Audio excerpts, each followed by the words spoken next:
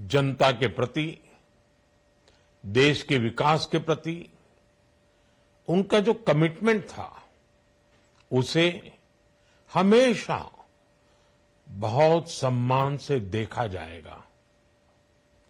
Doctor Manmohan Singh ji का जीवन उनकी ईमानदारी और सादगी का प्रतिबिंब था। वो विलक्षण सांसद थे।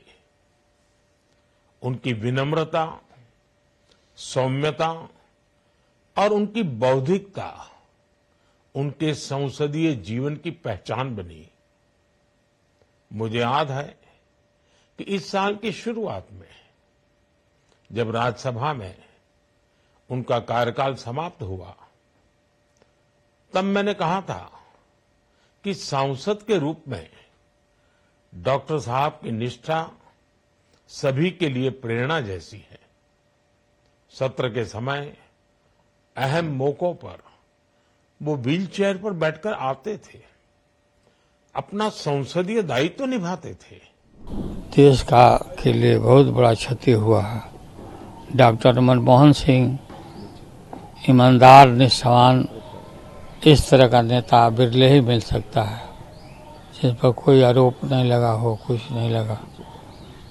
मंत्रिमंडल में मैं उन्हीं के मंत्रिमंडल में मंत्री था, उनके नेतृत्व में, और उनका बहुत बड़ा सहयोग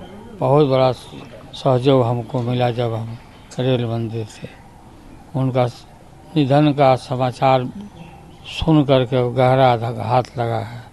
ईश्वर से प्रार्थना करते हैं कि उनकी मृत आत्मा को, उनके सोल को शांति प्रदान करें और उनके शोक संतप्त जो परिवार है उनको भी शक्ति मिले। मुझे याद है कि नरसिंह की सरकार जब बनी तब फाइनेंस मिनिस्ट्री की जिम्मेदारी उनके कंधे पर थी और डिफेंस मिनिस्ट्री की जिम्मेदारी मेरे कंधे के ऊपर थी।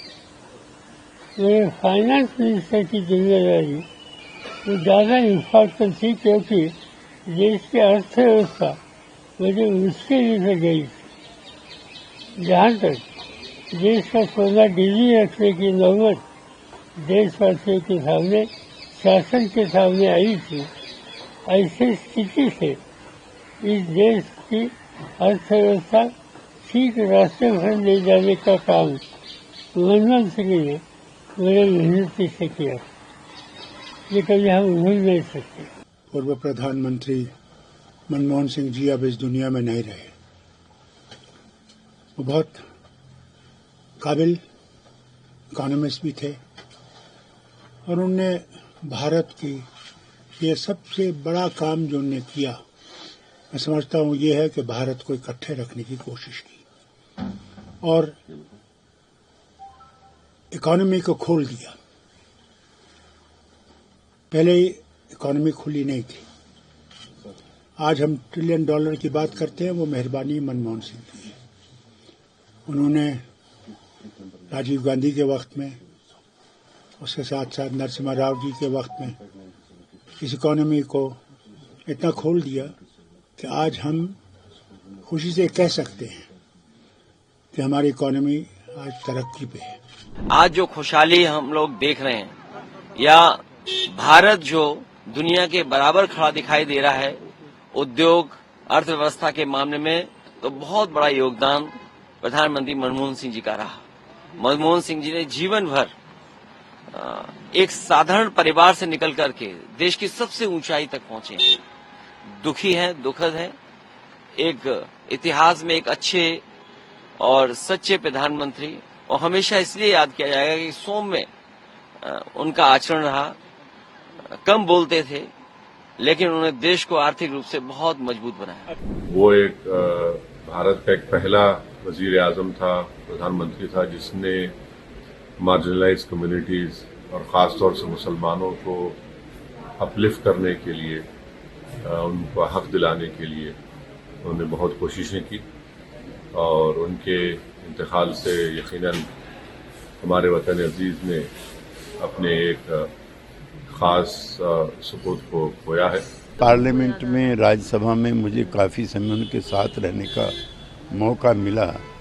कई प्रधानमंत्रियों के साथ मुझे काम करने का अवसर मिला है, लेकिन उनसे ज़्यादा शांत, उनसे ज़्यादा सिंसियर, उनसे ज़्यादा